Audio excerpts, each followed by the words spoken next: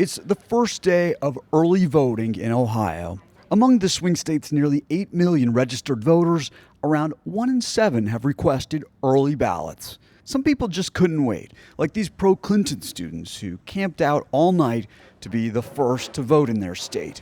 Mary Walsh also couldn't wait to get it over with. I almost had a dream last night where I got in there and I stood there and looked at both candidates and I voted for other stuff and came out and hadn't voted for the presidency. You know, that's how undecided I am.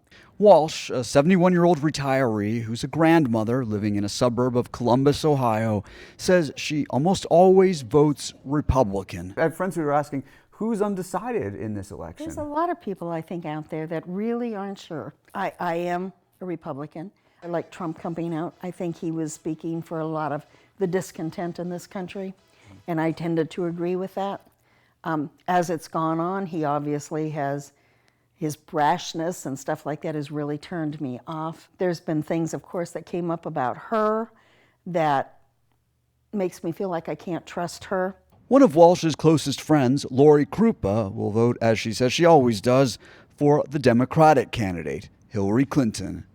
My biggest issue is I feel she stands a better chance of leaving this world a safer place for my grandchildren to grow up in. We joined Walsh as she went to cast her early ballot Wednesday.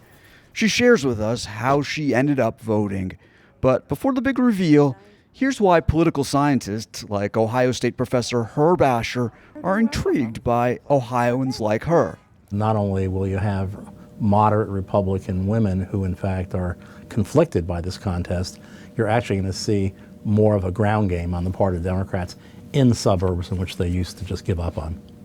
Walsh lives in Westerville, a suburb of Columbus about a half hour from downtown. Westerville used to be a solidly staunch Republican suburb. Asher groups Westerville with other Columbus suburbs. These were sort of the old suburbs, and they used to be solidly Republican, and they're trending. Trending toward making Franklin County, where Columbus is located, more blue than it is already.